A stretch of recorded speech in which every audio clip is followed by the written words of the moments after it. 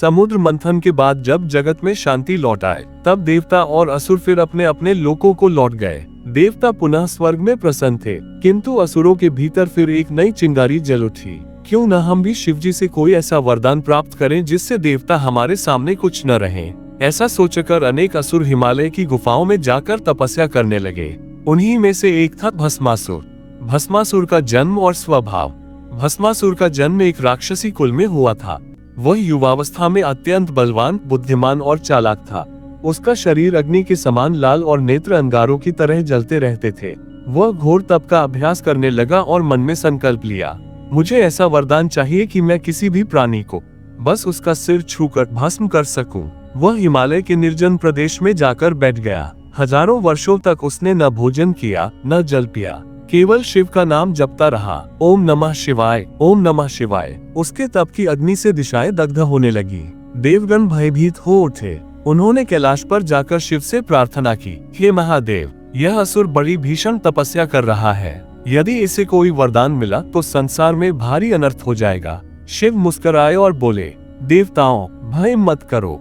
मैं जानता हूँ ये कौन है और क्या चाहता है, परंतु मैं अपने भक्त की तपस्या व्यर्थ नहीं जाने देता। एक दिन जब भस्मासुर ध्यानमग्न था, तभी आकाश में रुद्रध्वनि हुई। तेजस्वी ज्योति से पूरा पर्वत आलोकित हो उठा। शिवजी अपने गले में नाग धारण किए, जटाओं में चंद्रमा और भस्म से विभूषित रूप में प्रकट हुए। भस्मासुर ने तुरंत प्रणाम किया, हर हर महादेव, आपने मेरी तपस्या स्वीकार की। अब मुझे वह वरदान दीजिए जिससे मैं किसी के भी सिर पर हाथ रखूं तो वह भस्म हो जाए। भोलेनाथ भोले हैं, वे अपने भक्त की निष्ठा पर कभी संदेह नहीं करते। उन्होंने सहज भाव से कहा, तथास्तु, जैसा तू चाहता है वैसा ही हो।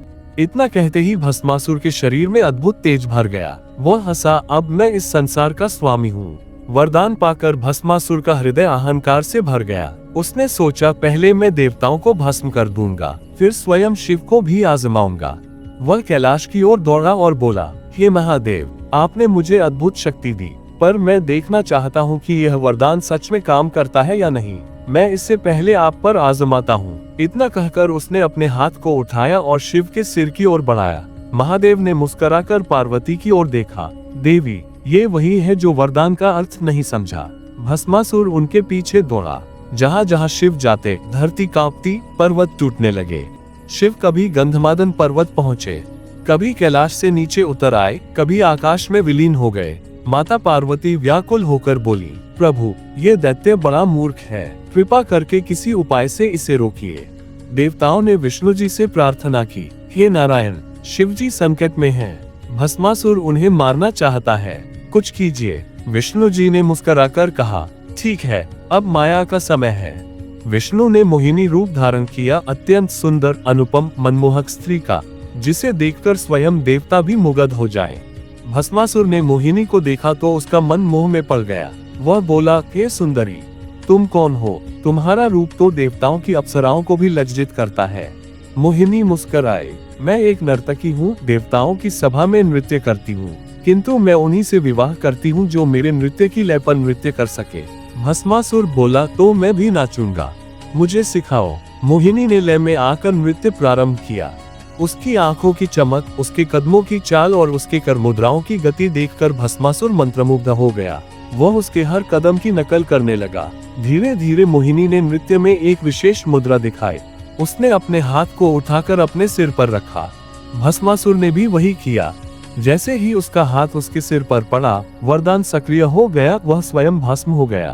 देवताओं ने आकाश से पुष्प बरसाए और जयघोष किया, हर हर महादेव, जय विष्णु भगवान। शिव प्रकट हुए, मुस्कुराते हुए बोले, देखो देवताओं, यही है अहंकार का अंत। जिसने अपने वरदान को समझे बिना प्रयोग किया, वह स्वयं उसमें जल गया। माता पार्वती बोली, प्रभु, आपकी करुणा असीम है, आपने उसे वरदान भी दिया और उसके विनाश का उपाय भी। शिव बोले, देवी, मैं किसी को शाप नहीं देता, जो जैसा कर्म करता है वैसा फल उसे स्वयं भोगना पड़ता है। शिव ने अपने त्रिशूल से भस्म के ढेर को छुआ, तुरंत एक ज्योति निकलकर आकाश में विलीन हो गई। शिव बोले, इस असुर की आत्मा अब मुक्त है, वह मेरे धाम में स्थान पाएगी, क्योंकि अंततः वह मेरा ही भक्त था।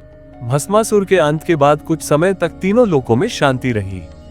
देवता अपने कार्यों में व्यस्त हो गए, असुर अपने पाताल लोक में लौट गए। किंतु समय का स्वभाव है, जब धर्म का बल घटता है तो अधर्म सिर उठाता ही है। असुरों के कुल में एक और प्रचंड योद्धा का जन्म हुआ, अंधकासुर, जिसकी कथा स्वयं शिव की लीला का एक अद्भुत प्रसंग है। कहते हैं कि एक बार भगवान शिव माता पार्वती के साथ कैलाश पर विराजमान थे। उस समय पार्वती ने हंसकर शिव की आंखों पर अपने दोनों हाथ रख दिए। जैसे ही उनके नेत्र ढंके, पूरे ब्रह्मांड में अंधकार फैल गया, सृष्टि थम सी गई। देवता व्याकुल हो उठे, प्रभु के नेत्र बंद हैं तो सूर्य का प्रकाश कैसे होगा। तभी पार्वती के हाथों से कुछ बूंदें गिरी और उस अंधकार से एक तेजस्वी बालक उत्पन्न हुआ। वह अंधकार से जन्मा था, इसलिए उसका नाम पड़ा अंधक। शिव ने कहा, यह मेरा ही अंश है, पर इसका पालन असुरराज हिरण्याक्ष करेगा। और वे बालक को असुरराज को सौंप देते हैं। हिरण्याक्ष ने अंधक का पालन बड़े प्रेम से किया। वह बड़ा हुआ तो असुरों में सबसे पराक्रमी हो गया। उसका शरीर विशाल पर्वत के समान था और उसकी आंखें अंधकार की तरह गहरी। परंतु एक दोष था, वह वास्तव में अंधा था। फिर भी उसे अपनी शक्ति पर घमंड था। कहते हैं, जिस दिन उसे ज्ञात हुआ कि वह स्वयं महादेव का पुत्र है, उसी दिन से उसमें एक नई ज्वाला जल उठी। वह बोला, यदि मैं शिव का पुत्र हूँ तो मुझे संसार की सर्वश्रेष्ठ शक्ति क्यों न मिले। मैं ही ब्रह्मांड का स्वामी बनूंगा। अंधक ने घोर तप किया। वो वर्षों तक खड़ा रहा, न भोजन किया न जल पिया। उसकी तपस्या से देवता भयभीत हो गए। अंततः ब्रह्मा प्रकट हुए और बोले, हे अंधक, वर मांगो। अंधक बोला, मुझे ऐसा वर दो कि मैं केवल तभी मरूं जब मैं किसी स्त्री को प्राप्त करने की इच्छा रखूं जो मेरी माता के समान हो। ब्रह्मा समझ गए कि यह वर उसे विनाश की ओर ले जाएगा। फिर भी उन्होंने वरदान दे दिया, क्योंकि यह नियम है, सच्ची तपस्या व्यर्थ नहीं जाती। वरदान पाते ही अंधक अत्याचारी बन गया। उसने देवताओं के लोकों पर आक्रमण कर दिया। इंद्र का सिंहासन छीन लिया, सूर्य को ढक लिया और चंद्रमा को पाताल में बांध दिया। वह जहां जाता धरती कांप उठती। देवता भयभीत होकर शिव के पास पहुंचे। प्रभु, यह अंधक असुर आपके ही अंश से उत्पन्न है। वह संसार का नाश कर रहा है, कृपा कर उसका अंत कीजिए। एक दिन अंधक कैलाश पहुंचा। वहां माता पार्वती तपस्या कर रही थी। अंधक ने उन्हें देखा और मोहित हो गया। उसने सोचा, ये स्त्री तो अपूर्व सुंदर है, मुझे इसे प्राप्त करना है।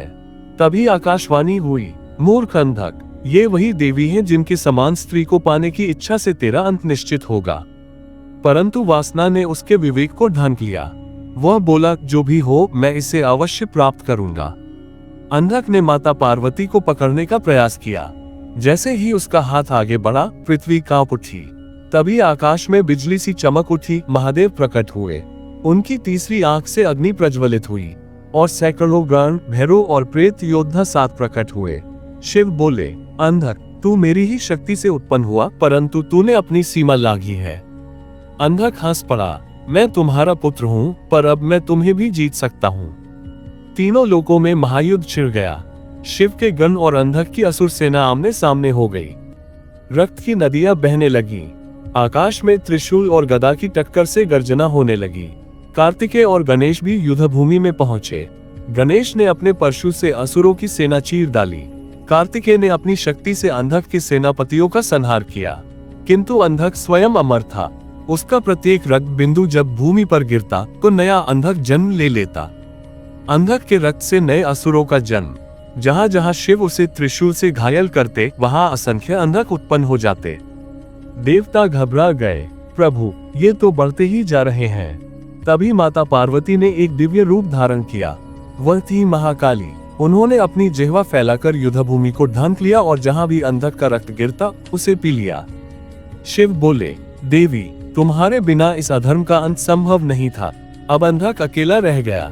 वह थककर शिव के चरणों में गिर पड़ा और बोला, प्रभु, अब मुझे क्षमा कर दीजिए।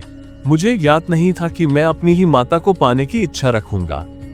शिव ने त्रिशूल उठाया और बोले, अंधक, तेरा समय पूर्ण हुआ। त्रिशूल से प्रहार हुआ और अंधक का शरीर जल उठा।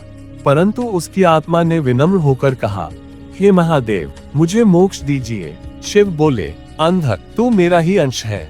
तूने अपना दोष स्वीकार किया, अतः मैं तुझे शाप नहीं देता। तू मेरे गणों में सम्मिलित होगा और सदा मेरे धाम में रहेगा। अंधक ने प्रसन्न होकर हर हर महादेव कहा और प्रकाश रूप में विलीन हो गया।